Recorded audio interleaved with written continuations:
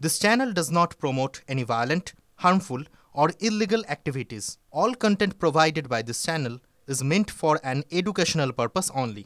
যদি কোনো আপত্তিকর লোক অবৈধ লোক ঢুকে থাকে তাহলেও আপনাদের বিএসএফ এর ব্যর্থতা, বাংলাদেশ সীমান্তটা অমিত শাহের দেখার কথা। যদি তারপরেও ঢুকে থাকে আর তার রাস্তা ঘাট, চা খাওয়ার ধাবা, অমুক তমুক আপনাদের সব মুখস্থ থাকে, তাহলে সেন্ট্রাল আইবিকে কেন বলছেন না? পুরো মুক্তাঞ্চল হয়ে গেছে এবং এখানকার পুলিশ টাকা তুলতে আর তৃণমূলের হয়ে ভোট লুট করতে ব্যস্ত। একেবারে বিরোধী দলনেতার লেটার হেডে সেন্ট্রাল আইবিকে চিঠি দিয়ে দিন, এই রাস্তায় এই জায়গায় জঙ্গিরা আছে, আপনার কাছে তথ্য আছে, আপনি সেন্ট্রাল আইবিকে বলবেন, সেন্ট্রাল আইবি গিয়ে খপ করে ধরে আনবেন, মিটে গেল। বাজার গরম করছেন কেন? কিছুই মানবেন না। ওনাদের রাজনীতির জন্য যা যা দরকার ওনারা বলে যাবেন। এটা তো পরোক্ষে আদালত এর উপর পুরোদস্তুর অনাস্থা, আদালত অবমাননার দিকে যাচ্ছেন।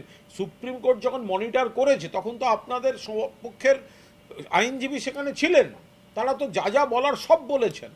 তারপরেও সুপ্রিম কোর্ট মনে করেছেন যে তদন্ত এবং বিচার প্রক্রিয়ায় হস্তক্ষেপ করার মতো কোনো অসঙ্গতি নেই, তাই তারা হস্তক্ষেপ করেননি।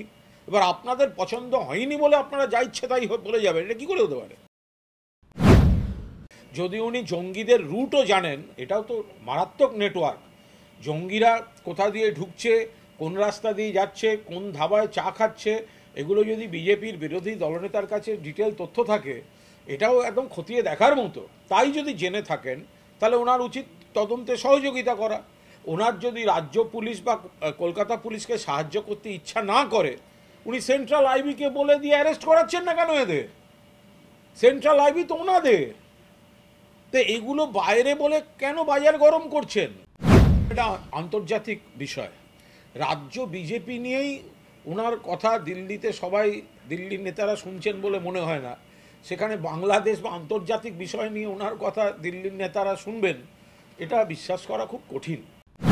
কিন্তু যে সময়টা বিরোধী দলনেতা, বিজেপির নেতা এখানে কথা বলছেন, সেই সময় ত্রিপুরা থেকে খবর আসছে বাংলাদেশ থেকে জঙ্গিরা ত্রিপুরায় ঢুকে বসে আছে, আর সেখান থেকে কলকাতা, দিল্লি রওনা হতে যাওয়ার সময় ধরা পড়ছে। বিজেপি নেতাকে প্রশ্ন করা হবে না বিজেপি শাসিত রাজ্যে ঘাঁটি করছে আপনারা কি করছেন, আর এখানে আসছে রাজনীতি করতে?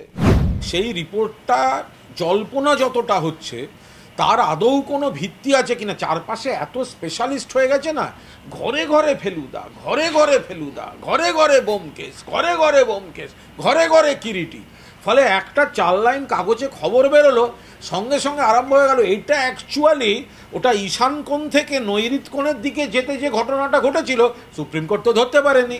তো এই করতে গিয়ে যেটা সিবিআই তদন্ত করছে আর সুপ্রিম কোর্ট মনিটর করছে, দেখতে দিন না।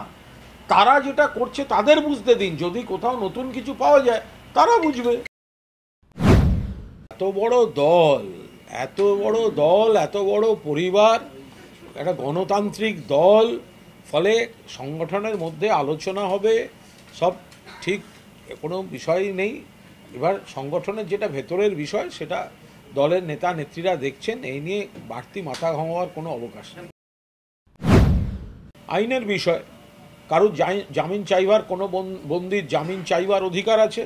এবার আদালত বিবেচনা করে দেখবেন যে কার জামিন আবেদন মঞ্জুর করার মতো, কার জামিনের আবেদন মঞ্জুর করার নয়।